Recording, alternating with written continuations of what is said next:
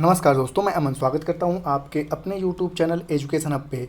यह NCERT based question answer series का 18वां class है और आज हम देख रहे हैं कक्षा 10 के भूगोल का अध्याय 6 जो कि विनिर्माण उद्योग है।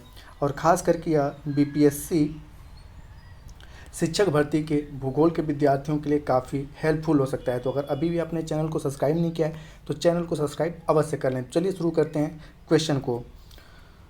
तो यहाँ पे पहला क्वेश्चन पूछा गया है कि कच्चे पदार्थों को मूल्यवान उत्पादों में परिवर्तित कर अधिक मात्रा में वस्तुओं के उत्पादन को क्या कहा जाता है। ऑप्शन है विनिर्माण या निर्माण, दूसरा है उत्पादन, तीसरा है उपभोग करना और चौथा है उपरोक्त में से कोई नहीं। तो यहाँ पे कच्चे पदार्थ जो आते हैं प्राथमिक सेक्टर में आते हैं और प्राथमिक सेक्टर के बाद कच्चे पदार्थों को द्वितीयक सेक्टर में लेकर जाया जाता है जिसे औद्योगिक सेक्टर के नाम से भी जाना जाता है। और वहीं पर कच्चे पदार्थों को मूल्यवान वस्तुओं में परिवर्तित किया जाता है। तो औद्योगिक सेक्टर या द्वितीयक सेक्टर या इसे हम विनिर्माण या निर्माण सेक्टर के नाम से जानते हैं। तो सही आंसर होता है आपका ए।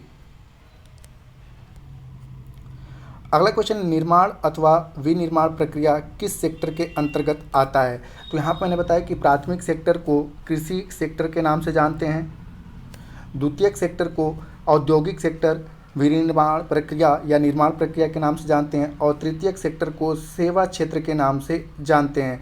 तो यहाँ पूछा है कि निर्माण अथवा विनिर्माण प्रक्रिया किस सेक्टर के अंतर्गत आता है। तो आपका आंसर होता है बी कि यह द्वितीयक सेक्टर के अंतर्गत आता है, इसे औद्योगिक क्षेत्र भी कहा जाता है।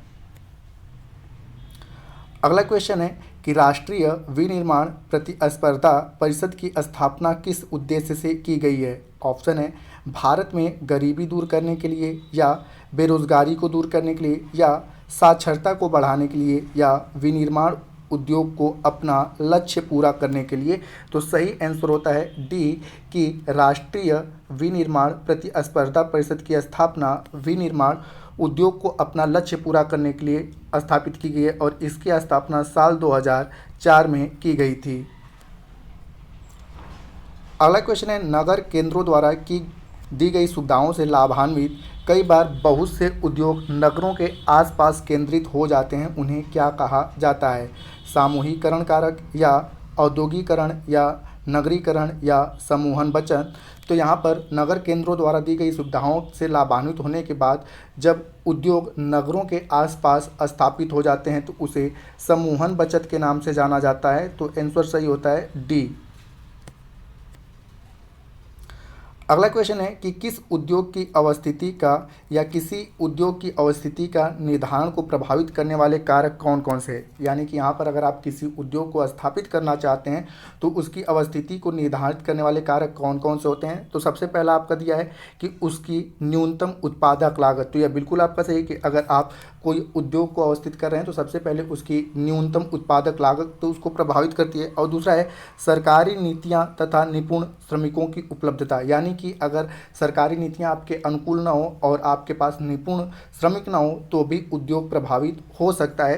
तो यह दोनों के दोनों स्टेटमेंट जो होते हैं वह किसी उद्योग की अवस्थिति को निर्धारण को प्रभावित करने वाले कारक होते हैं। और इस प्रकार से सही आंसर होता है सी कि कथन 1 और कथन 2 दोनों सत्य हैं। अगला क्वेश्चन कर रहा है कि कच्चे माल के स्रोत के आधार पर उद्योगों के वर्गीकरण के बारे में कौन सा कथन सत्य है। पहला कह रहा है कि कच्चे माल के स्रोत के आधार पर उद्योगों को दो भागों में वर्गीकृत किया गया है, तो जो कि बिल्कुल सही है। इसमें पहला होता है आपका कृषि आधारित उद्योग और दूसरा होता है खनिज आधारित उद्योग। तो पहला वाला स्टेटमेंट आपका सही है। दूसरा कह रहा है कि कृषि आधारित उद्योग में सूती वस्त्र, ऊनी वस्त्र, पटसन, रेशम वस्त्र, रबर, चीनी, चाय, कॉफ़ी तथा वनस्पति तेल उद्योग को कृषि आधारित उद्योग कहते हैं, जो कि बिल्कुल आपका सही है। और खनिज आधारित उद्योग में लोहा, इस्पात, सीमेंट, एल्युमिनियम, मशीन, औजार तथा पेट्रो रसायन शामिल हैं। तो ये भी स्टेटमेंट आपका सही है। तो यहाँ पे कह सकते हैं कि तीनों के तीनों स्टेटमेंट कच्चे मालों के आधार पर जो प्रश्न पूछा गया है उसके अकॉर्डिंग आपका सही है। तो आंसर सही होता है डी। अगला क्वेश्चन है कि प्रमुख भूमिका के आधार पर उद्योगों के वर्गीकरण के बारे में कौन सा कथन सत्य है। पहला कह रहा है कि प्रमुख भूमिका के आधार पर उद्योगों को दो भागों में वर्गीकृत किया गया है, जो कि बिल्कुल आपका सही है। इसमें होता है पहला आधारभूत उद्योग और दूसरा होता है उपभोक्ता उद्योग। तो पहला वाला स्टेटमेंट सही है कि प्रमुख भूमिका के आधार पर उद्योगों को दो भागों में वर्गीकृत किया जाता है। दूसरा ऑप्शन कह रहा है कि आधारभूत उद्योग के बारे में कह रहा है कि जिनके उत्पाद या कच्चे माल दूसरे उद्योगों पर निर्भर हैं, जैसे कि लोहा, इस्पात, तांबा व एल्युमिनियम प्रगलन, इसे आधारभूत उद्योगों में शामिल किया जाता है। और उपभोक्ता उद्योग के बारे में कह रहा है कि जो उत्पादन उपभोक्ताओं के सीधे उपयोग हेतु करते हैं उसे हम उपभोक्ता उद्योग कहते हैं, जैसे कि चीनी हो गया, दंतमंजन हो गया, कागज़ हो गया, पंखा हो गया और सिलाई मशीन, ये सारे उपभोग उद्योग के अंतर्गत आते हैं। तो ये भी स्टेटमेंट आपका सही है। तो यहाँ पे कह सकते हैं कि तीनों के तीनों स्टेटमेंट आपके सही हैं। तो सही आंसर होता है डी। अगला क्वेश्चन है पूंजी निवेश के आधार पर वर्तमान समय में उद्योगों को अधिकतम कितने रुपए निवेश स्वीकार्य हैं, 1 करोड़, 2 करोड़, 3 करोड़ या 4 करोड़। तो एनसीईआरटी के अकॉर्डिंग यहाँ पे है कि पूंजी निवेश के आधार पर वर्तमान समय में उद्योगों को अधिकतम 1 करोड़ रुपए के निवेश को स्वीकार किया गया है। तो आंसर सही होता है ए। अगला क्वेश्चन है कि स्वामित्व के आधार पर उद्योगों के बारे में कौन सा कथन सत्य है। तो पहला कह रहा है कि स्वामित्व के आधार पर उद्योगों को 4 भागों में वर्गीकृत किया गया है, जो कि बिल्कुल आपका सत्य है। इसमें पहला मतलब ये 4 भाग कौन कौन से, तो पहला होता है सार्वजनिक क्षेत्र, दूसरा होता है निजी क्षेत्र, तीसरा होता है संयुक्त उद्योग और चौथा होता है सहकारी उद्योग। तो ये भी क्वेश्चन आप याद रख लीजिए, पूछा जा सकता है कि स्वामित्व के आधार पर उद्योगों को कितने भागों में वर्गीकृत किया गया है। तो 4 भागों में, पहला है सार्वजनिक क्षेत्र, दूसरा है निजी क्षेत्र, तीसरा है संयुक्त उद्योग और चौथा है सहकारी उद्योग। अब यहाँ पे सार्वजनिक क्षेत्र के बारे में कह रहा है कि सार्वजनिक क्षेत्र में लगे सरकारी एजेंसियों द्वारा प्रबंधन एवं सरकार के द्वारा संचालित उद्योग हैं, जैसे कि भारत हैवी इलेक्ट्रॉनिक लिमिटेड तथा स्टील अथॉरिटी ऑफ इंडिया यानी कि सेल। ये सारे के सारे सार्वजनिक क्षेत्र की कंपनियां हैं और इस पर नियंत्रण सीधे किसका होता है, सरकार का होता है। तो ये बिल्कुल आपका सही है।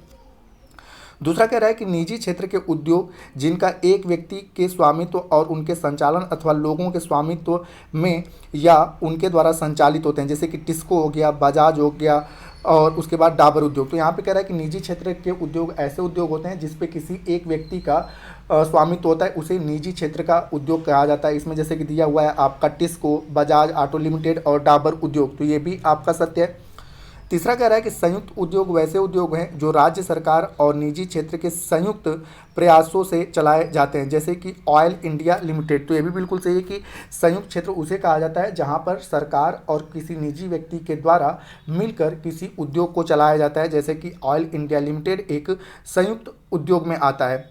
और चौथा कह रहा है कि सहकारी उद्योग जिनका स्वामित्व कच्चे माल की पूर्ति करने वाले उत्पादकों, श्रम को या दोनों के हाथों में होता है, संसाधन का कोष संयुक्त होता है तथा लाभ का विभाजन भी आनुपातिक होता है, जैसे महाराष्ट्र के चीनी उद्योग और केरल के नारियल उद्योग।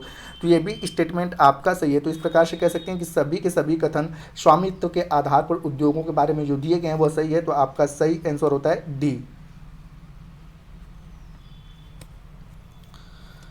अगला क्वेश्चन है कि भारत का पहला सफल सूती वस्त्र उद्योग 1854 में कहाँ लगाया गया था, कोलकाता में, अहमदाबाद में, मुंबई में या सूरत में। तो भारत का पहला सफल सूती वस्त्र उद्योग 1854 में मुंबई में लगाया गया था। तो आंसर सही होता है सी। अगला क्वेश्चन है भारत में सूती रेशे का कुल अंतर्राष्ट्रीय व्यापार का कितना हिस्सा है, यानी कि भारत से जो अंतर्राष्ट्रीय व्यापार किया जाता है उसमें सूती रेशे का कितना हिस्सा है, 1/4, 1/3, 2/3 या 2/4। तो सही आंसर होता है ए कि भारत में सूती रेशे के का कुल अंतर्राष्ट्रीय व्यापार जो है 1/4 हिस्सा अकेले सूती रेशे का होता है। अगला है भारत में अधिकतम पटसन उद्योग किस राज्य में स्थित है, महाराष्ट्र में, गुजरात में, पश्चिम बंगाल में या बिहार में।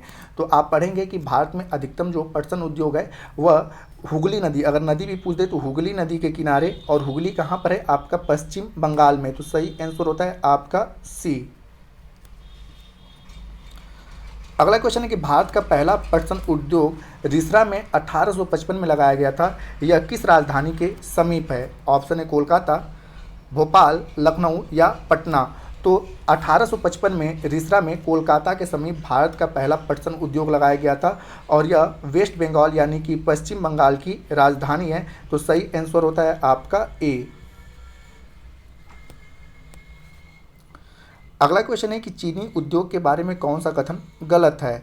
तो पहला कह रहा है कि पिछले कुछ वर्षों में चीनी मिलों की संख्या दक्षिणी और पश्चिमी राज्यों में विशेषकर महाराष्ट्र में बढ़ी है और इसका मुख्य कारण है कि यहाँ के गन्ने में अधिक सुक्रोज की मात्रा।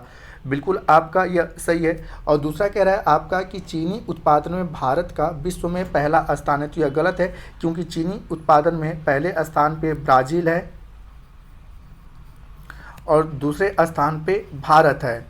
तो इस प्रकार से दूसरा वाला स्टेटमेंट गलत है। तीसरा कह रहा है कि भारत गुड़ और खंडसारी के उत्पादन में विश्व में पहला स्थान रखता है। तो यह बिल्कुल आपका सत्य है।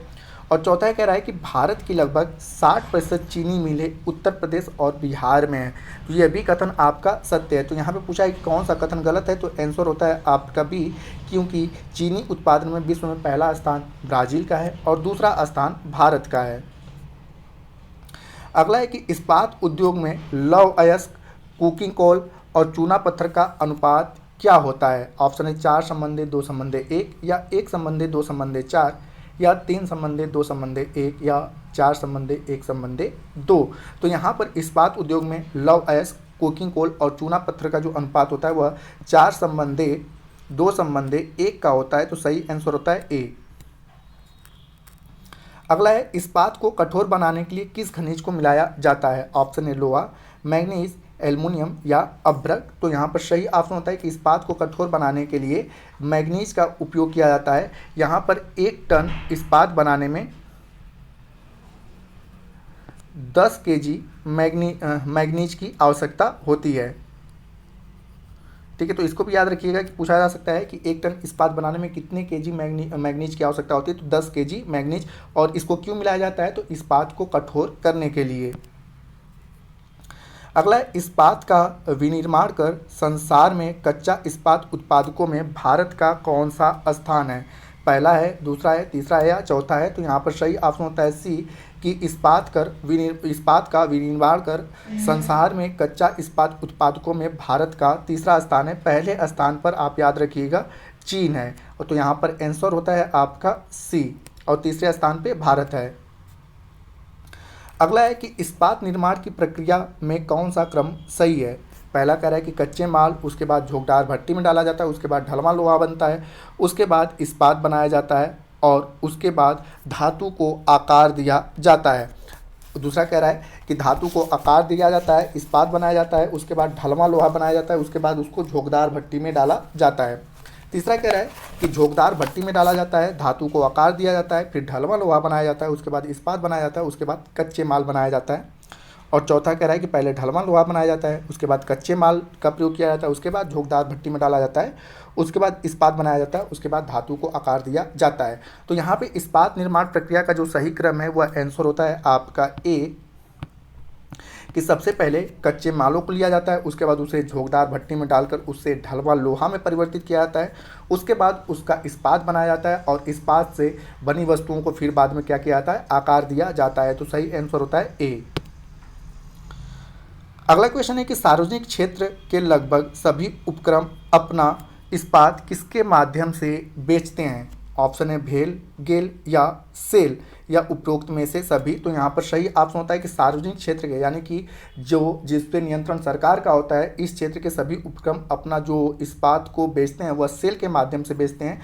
और सेल का पूरा नाम आता है स्टील अथॉरिटी ऑफ इंडिया। तो सही आंसर होता है आपका सी। अगला है विश्व में सबसे अधिक इस्पात उत्पादक और उपभोक्ता देश कौन सा है। भारत है, चीन है, जापान है या अमेरिका है। तो विश्व की अगर बात करें तो मैंने बताया कि विश्व में सबसे अधिक इस्पात उत्पादक देश चीन है और साथ ही साथ उपभोक्ता देश भी चीन है। तो सही आंसर होता है आपका बी, कि विश्व में सबसे अधिक इस्पात उत्पादक और उपभोक्ता देश भारत है और इसमें तीसरे नंबर पर भारत का नाम आता है। ठीक है, और सबसे अधिक स्टील उत्पादक और उपभोक्ता देश में पहले नंबर पर चीन का नाम आता है। अगला क्वेश्चन है कि भारत संसार का एक महत्वपूर्ण लौह इस्पात उत्पादक देश है।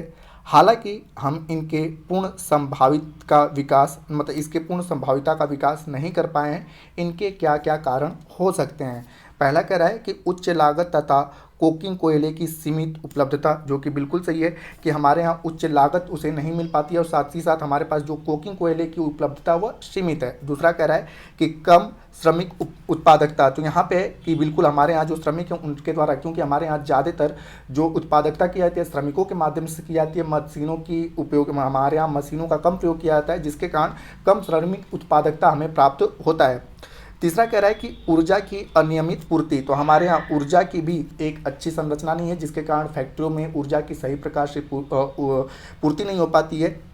और चौथा कह रहा है कि अविकसित और अवसंरचना, तो यहाँ पे ये चीज़ क्या आ जा सकता है कि इस्पात उद्योग के लिए हमारे यहाँ अभी भी जो अवसंरचना है वह अविकसित है। तो यह चारों के चारों कारण जो है वह भारत में, ठीक है, इस्पात को, ठीक है, मतलब इस्पात विकास उद्योग को, ठीक है, पूर्ण नहीं कर पाता है। तो यहाँ पर सही ऑप्शन होता है आपका डी,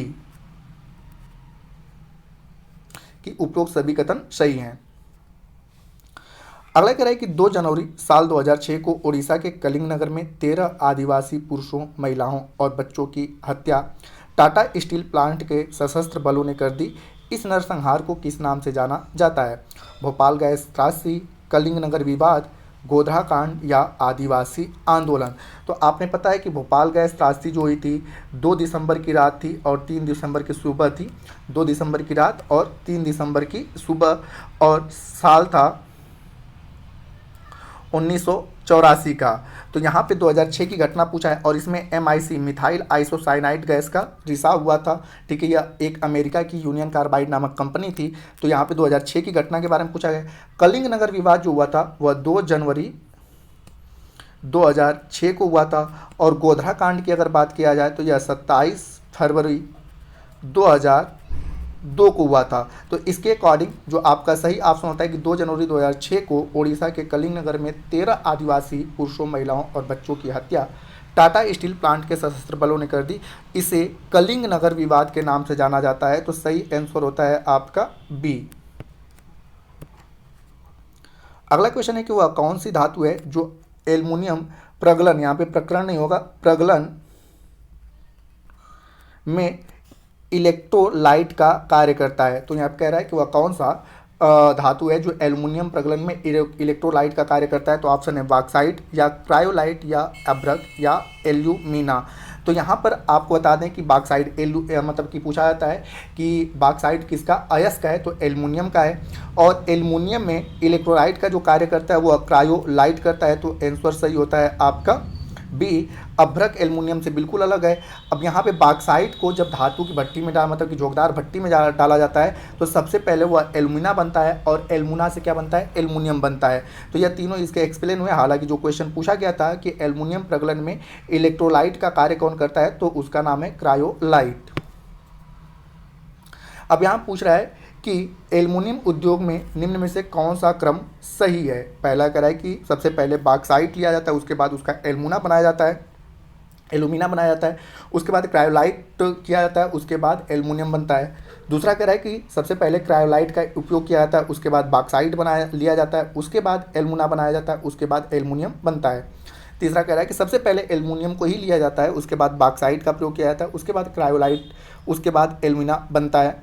और चौथा कह रहा है कि एल्युमिनियम, क्रायोलाइट, एल्युमिना और बॉक्साइट। तो यहाँ पर पूछा है कि सही क्रम कौन सा है, तो सबसे पहले कच्चे पदार्थ को लिया जाता है और वह कच्चा पदार्थ कौन सा होता है, बॉक्साइट। और बॉक्साइट से क्या बनता है, एल्युमिना। और एल्युमिना के बाद इसमें इलेक्ट्रोड के रूप में किसको यूज किया जाता है, इलेक्ट्रोलाइट के रूप में यूज किया जाता है क्रायोलाइट को।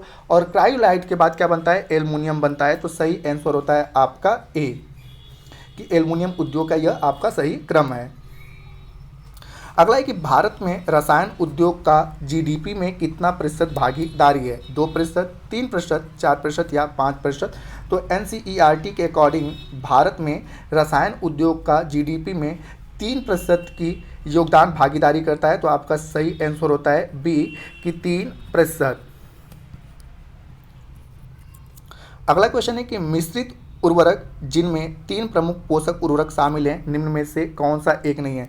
तो जब आपसे मिश्रित उर्वरक पूछता है तो मिश्रित उर्वरक में नाइट्रोजन आता है, फास्फेट आता है और पोटास आता है, इसमें यूरिया शामिल नहीं होता है। तो ये भी याद रखिएगा, ये भी क्वेश्चन पूछा सकता है कौन सा मिश्रित उर्वरक में शामिल है, कौन सा नहीं है। तो यहाँ पर मिश्रित उर्वरक में 3 उर्वरक शामिल होते हैं जिनमें नाइट्रोजन, फास्फेट और पोटास आते हैं। यूरिया मिश्रित उर्वरकों में नहीं आता है। तो आपका सही आंसर होता है ए कि यूरिया जो है मिश्रित उर्वरकों में शामिल नहीं है। क्वेश्चन है कि हमारे देश में किस उर्वरक का भंडार नहीं है, नाइट्रोजन का, यूरिया का, पोटास का या सल्फर का। तो हमारे देश में पोटास का कोई भंडार नहीं है, तो आंसर सही होता है सी।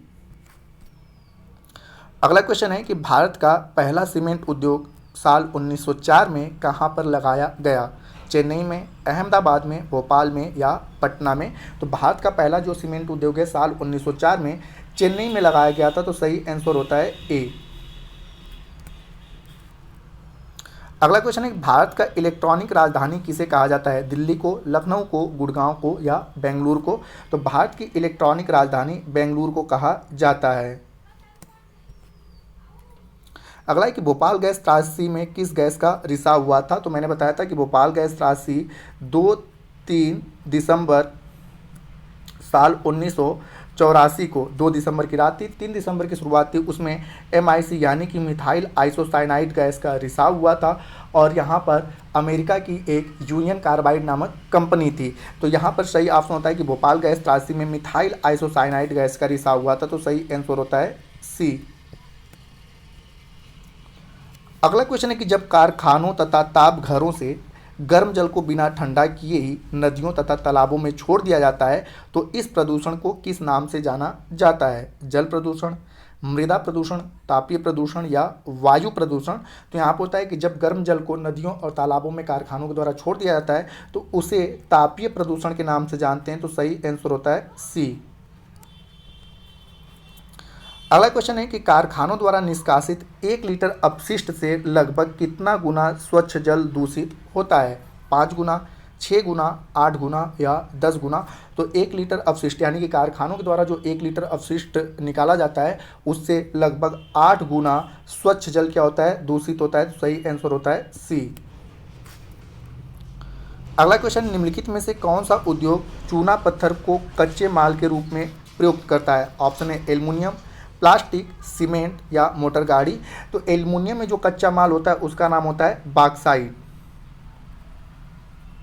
और बेसिक तौर पे प्लास्टिक जो होता है वो, उसमें जो कच्चा माल होता है वो कौन होता है, पेट्रोलियम होता है। और सीमेंट उद्योग में कच्चा माल चूने पत्थर के रूप में होता है। तो सही आंसर होता है आपका सी कि चूना पत्थर कच्चे माल के रूप में सीमेंट उद्योग में यूज किया जाता है। अगला क्वेश्चन, निम्नलिखित में से कौन सा उद्योग बॉक्साइट को कच्चे माल के रूप में प्रयोग करता है। तो यहाँ पे एल्युमिनियम प्रगलन, सीमेंट, कागज या स्टील। तो यहाँ पे स्टील में क्या होता है, इस्पात और मैग्नीज होता है, ठीक है, कच्चे माल के रूप में इस्पात और मैग्नीज होता है और यहाँ पर सीमेंट में क्या होता है, चूना पत्थर होता है, चूना पत्थर होता है। और एल्युमिनियम प्रगलन में बॉक्साइट का उपयोग कच्चे माल के रूप में किया जाता है। तो सही आंसर होता है ए। अगला क्वेश्चन, निम्नलिखित में से कौन सा उद्योग दूरभाष, कंप्यूटर आदि संयंत्र का निर्माण करता है। पहला है स्टील, दूसरा है एल्युमिनियम प्रगलन, तीसरा है इलेक्ट्रॉनिक उद्योग या सूचना प्रौद्योगिकी उद्योग। तो यहाँ पे दूरभाष, कंप्यूटर आदि प्रकार के इलेक्ट्रॉनिक सामानों का जो निर्माण करता है उसे इलेक्ट्रॉनिक उद्योग के नाम से जाना जाता है। तो सही आंसर होता है सी। अगला क्वेश्चन है कि निम्नलिखित में से कौन सा कारक उद्योगों की स्थापना को प्रभावित करता है। तो यहाँ पूछा है कौन सा कारक उद्योगों की स्थापना को प्रभावित करता है। तो सबसे पहले कच्चे माल की उपलब्धता। तो बिल्कुल सही है कि अगर आप कहीं पे उद्योग लगा रहे हैं तो वहाँ पर कच्चे माल की उपलब्धता ठीक ठाक होनी चाहिए। अगर कच्चे माल की उपलब्धता सही प्रकार से नहीं होती है तो वह उद्योग को प्रभावित करते हैं। दूसरा है श्रमिक। तो अगर कोई फैक्ट्री आप खोल रहे हैं तो आपके पास श्रमिकों की भी उपलब्धता होनी चाहिए। तीसरा है ऊर्जा के साधन। तो यहाँ पे पर्याप्त मात्रा में ऊर्जा के साधन होने चाहिए और साथ ही साथ सामान को बेचने के लिए बाजार होना चाहिए। तो ये सभी के सभी कारक जो होते हैं उद्योगों की स्थापना को प्रभावित करते हैं। तो सही आंसर होता है आपका डी की उपरोक्त सभी कारक जो हैं उद्योगों के स्थापना को प्रभावित करते हैं। अगला है, निम्नलिखित में से कौन सा कथन समूहन बचत को परिभाषित करता है। पहला कह रहा है कि सुदूर पिछड़े एवं अविकसित क्षेत्रों में उद्योगों का संकेंद्रण, ये बिल्कुल आपका गलत है। दूसरा कह रहा है कि उद्योगों का नगरों के पास संकेंद्रण, तो अभी मैंने समूहन बचत का क्वेश्चन कराया था कि नगर केंद्रों के आसपास जो विभिन्न प्रकार के, ठीक है, औद्योगिक क्षेत्रों का संकेंद्रण हो जाता है उसे ही मतलब क्या कहा, समूहन बचत कहा जाता है। तो सही आंसर होता है बी। अगला क्वेश्चन है कि पटसन उद्योग के संबंध में नीचे दिए गए कथनों पर विचार कीजिए। पहला कह रहा है कि भारत पटसन व पटसन निर्मित सामान का सबसे बड़ा उत्पादक देश है, तो जो कि बिल्कुल आपका सही है।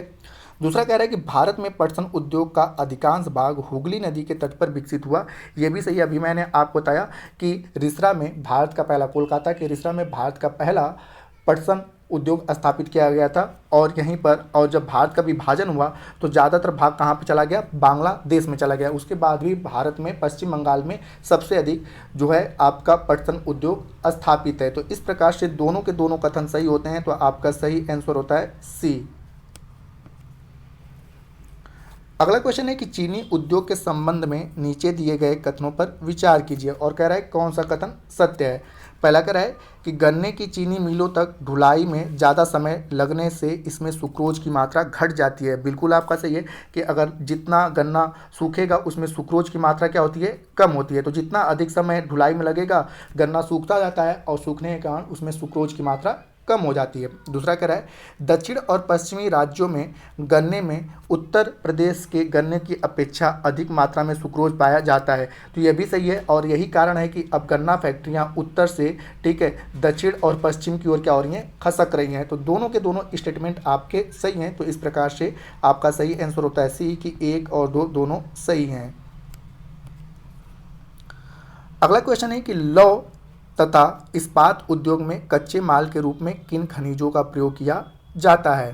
तो पहला कह रहा है कि लौह अयस्क, तो लौह और इस्पात उत्पादों में लौह अयस्क का प्रयोग किया जाता है, बिल्कुल सही है।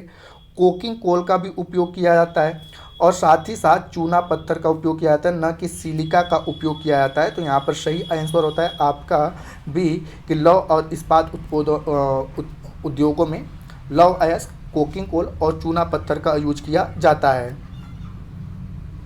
अगला है कि विभिन्न उर्वरकों तथा उनमें प्रमुख यौगिक के संबंध में नीचे दिए गए युग्मों में कौन सही सुमेलित है। पूछा है कौन सा सही सुमेलित है।